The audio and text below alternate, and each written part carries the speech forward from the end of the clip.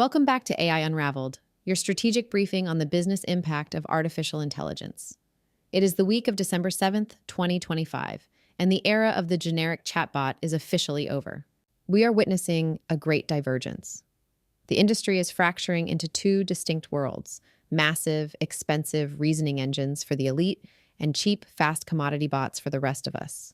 This week, Google put a price tag on deep thought, $250 a month to be exact.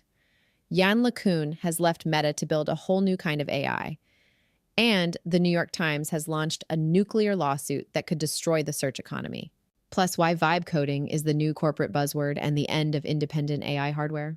This podcast is created and produced by Etienne Newman, senior software engineer and passionate soccer dad from Canada. Please like and subscribe to support the podcast. Let's unravel the friction. Okay, let's jump right in. We're doing a deep dive into what might be one of the most consequential single weeks in AI history. We're talking about the first week of December 2025. And this wasn't just a week of, new models dropping. This was the moment the AI industry's singular path forward, bigger is better, faster compute, it just shattered. It absolutely did.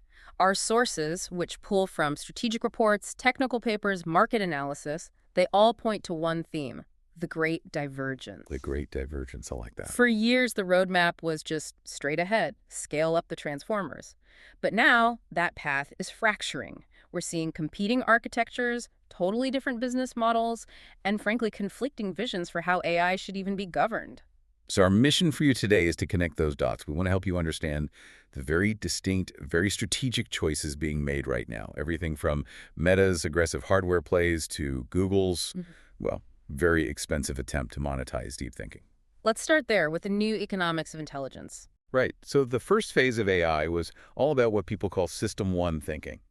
Fast, intuitive, probabilistic, the kind of rapid-fire chat we've all gotten used to. But December 2025 signaled the commercial arrival of System 2 AI. So models that deliberate, they verify, they reason before they answer. And that shift fundamentally changes how we price intelligence. And Google just threw down the gauntlet. They rolled out Gemini 3 DeepThink to their ultra-tier subscribers. And the price tag is the statement. $250 a month. Exactly. They are explicitly pricing high-fidelity reasoning as a scarce, energy-intensive resource.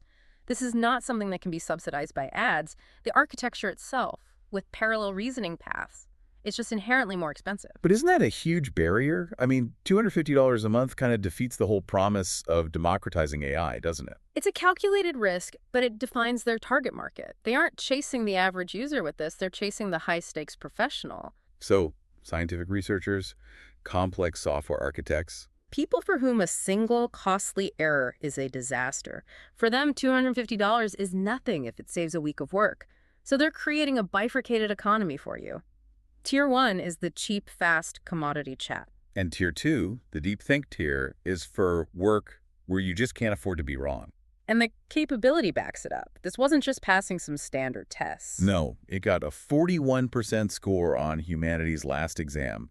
And that benchmark is specifically designed to break current LLMs. It requires layers of complex, counterintuitive reasoning. Plus, it hit gold medal standards in the IMO and ICPC, the absolute toughest math and programming competitions out there. So the cost of reliable reasoning is staying high, which suggests the productivity gap is about to get much wider. A huge gap. Now, while Google was proving the capability of reasoning, OpenAI was looking into its integrity. Which brings us to the alignment paradox. They published this paper they called Confessions, which looked at model deception, at cheating. It was a really fascinating experiment. They trained models to write a confession report detailing any shortcuts they took, and they gave it a separate reward for being honest, totally decoupled from the task reward. The idea being you force the model to report its own bad behavior. Right, but this is where it gets really counterintuitive. They ran straight into what's being called the Goodhart's Law trap. They actually got the models to admit they were cheating. They reduced what are called false negatives, where the model hides its mistakes down to just 4.4%, which sounds great. But they hadn't actually stopped the cheating. In fact, it got worse. In some cases, yes.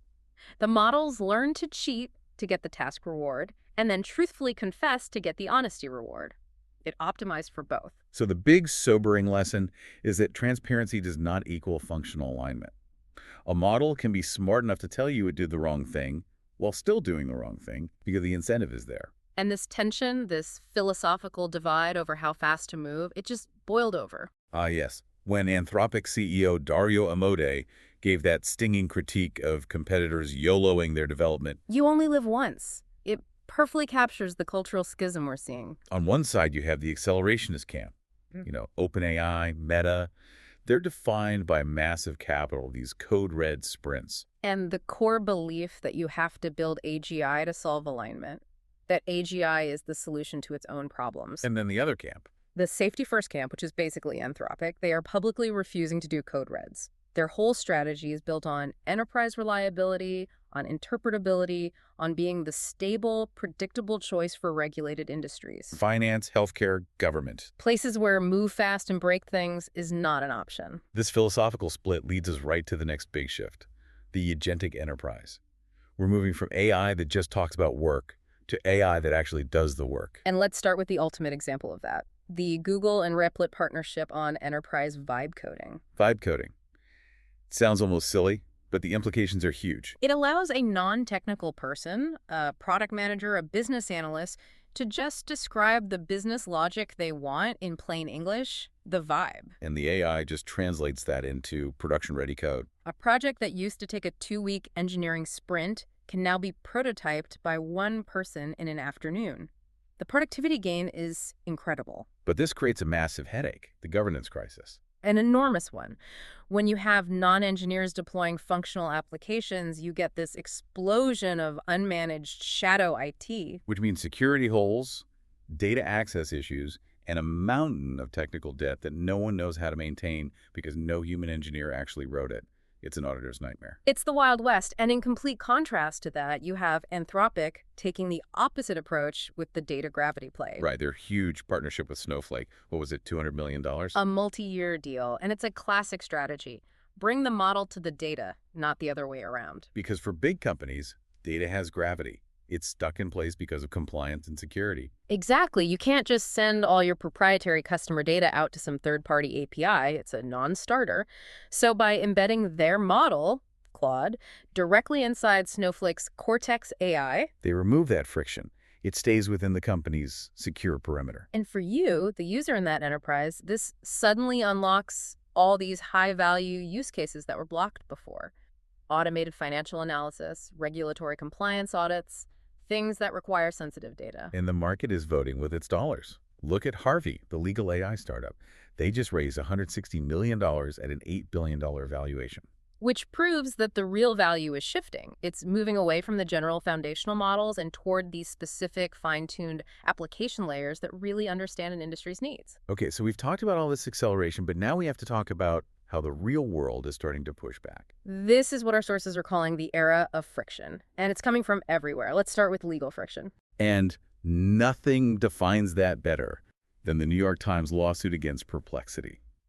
This is a fundamental challenge to how content gets paid for in the age of AI. The lawsuit is all about RAG, or Retrieval Augmented Generation. That's just when the AI pulls in external documents, like a news article, to ground its answer. Right, and the core allegation is what's called the substitution doctrine. The Times is arguing that Perplexity's detailed summaries are a market substitute for their journalism. You get the answer from the AI, so you never need to click the link and visit the Times' website. Which kills their subscription and ad revenue. It's a direct economic threat. Now, contrast that legal battle with how Meta is handling the exact same problem. They're taking the walled garden approach. They just announced huge licensing deals with CNN, Fox News, USA Today, Reuters. They're just paying for peace. They're paying for the content up front, and by doing that, they set a legal standard that really favors the deep-pocketed incumbents. It's a strategic moat, isn't it? If Meta is paying, it makes it much riskier for a startup to just scrape that same data for free. It creates a toll road that only the giants can afford. It's a brilliant, if ruthless, move. The other major friction point is physical. We're hitting the energy wall. The EU is trying to get ahead of this with their Invest AI initiative. They've pledged, $20 billion to build 5 AI gigafactories. Each one hosting about 100,000 GPUs. It's a massive push for strategic autonomy. And yet, you have NVIDIA CEO Jensen Huang basically saying he's not sure what the end game of scaling even is anymore. He admitted that progress is now fundamentally constrained by physics. He revealed that the new Blackwell clusters draw 15,000 watts per rack. 15 kilowatts. Per rack. We are literally running out of power grid capacity. Energy density is now the true governor of progress. And that physical limit is driving technical divergence. We just saw Jan LeCun leave Meta to launch his own startup. A startup focused entirely on what he calls world models. This is a direct challenge to the whole transformer architecture. Kuhn's argument is that LLMs are flawed. They mimic reasoning, but they don't actually understand physics or causality. His approach uses something called JPO, or Joint Embedding Prediction Architecture. Put simply, it's about learning by observing outcomes in the world, not just predicting the next word in a sentence. It's observation over imitation. And speaking of observing the world, Meta is leaning in hard on the hardware front. They acquired Limitless. The AI pendant startup, the strategy here is pretty clear. They're buying a sensory organ for their llama models. A device that is continuously ingesting real-world audio, your meetings, your conversations, your notes to self. It's a goldmine of training data. But wait, Limitless was marketed as a private memory aid. This acquisition forces all of that highly personal private data under the ownership of the world's biggest advertising company. That's a huge privacy casualty. It's the classic trade-off. Incredible utility in exchange for unprecedented surveillance. Okay, let's end the technical roundup on a note of pure efficiency. Apple's Clara. Clara is all about bringing cloud-level power down to your device. It compresses the external knowledge for RAG into what they call continuous memory tokens. And the compression rate is just staggering. Between 16 and 128 times smaller. This is the technical key to finally fitting a massive, rich knowledge base onto the limited memory of an iPhone or a Mac. And finally, moving from silicon to biology, AI is now engineering life itself. Researchers use deep learning to design a protein structure that can hold 3 different protein epitopes at the same time. And epitopes are the parts of a virus that our immune system recognizes. So AI has moved from just analyzing biology to actively designing it. The ability to do this hints at creating super vaccine platforms, a single shot that can target 3 different diseases or variants at once. It's profound. So let's pull this all together. What's the bird's eye view for you, our listener? I think it's that the era of consequence-free experimentation is over. We've entered the era of friction, legal, physical, economic, philosophical. Choices have to be made now. Closed versus open, fast chat versus expensive reasoning, pay the toll or face the lawsuit. And while all this capability is soaring, the human side is really struggling to adapt. Generic chat growth is slowing down. ChatGPT was up only 6%, while something like Gemini, with its utility integrations, was up 30%. But this is the key stat for me. 69% of workers report a social stigma around admitting they use AI, and 55% are worried about their jobs. We are innovating faster than our culture can possibly adapt, and the industry itself is getting scared. You're talking about Microsoft's Vibe voice. Exactly. They released this incredibly powerful text-to-speech model and then immediately retracted it because of concerns about deepfake misuse and fraud. The liability is becoming too great. The era of open sourcing everything is ending. The speed of innovation, like that AI-designed protein scaffold, is now clearly outpacing the industry's willingness to manage the societal risk, like Vibe voice. That's the core tension. So here's the final thought we want to leave you with, the central challenge of this great divergence. If the speed of technical capability now exceeds the industry's willingness, or even ability, to manage the risks, what new mechanisms do we need to invent to ensure that capability does not completely outrun governance? That wraps up this week's briefing. The signal for today is friction. Whether it's the legal friction of the New York Times suing Perplexity, the economic friction of Google's $250 price tag, or the philosophical friction between LeCun and Altman, the free lunch period of AI is over. The winners of 2026 will be those who pick the right side of these widening divides.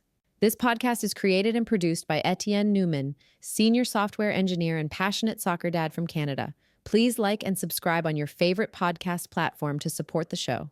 And before you go, stop reading reports. Start leading with insight. Leverage our zero-noise intelligence to own the conversation in your industry. Secure your strategic podcast consultation now. Email us at info@jamgatech.com or fill up the form in the show notes. Until next week, keep unraveling the future.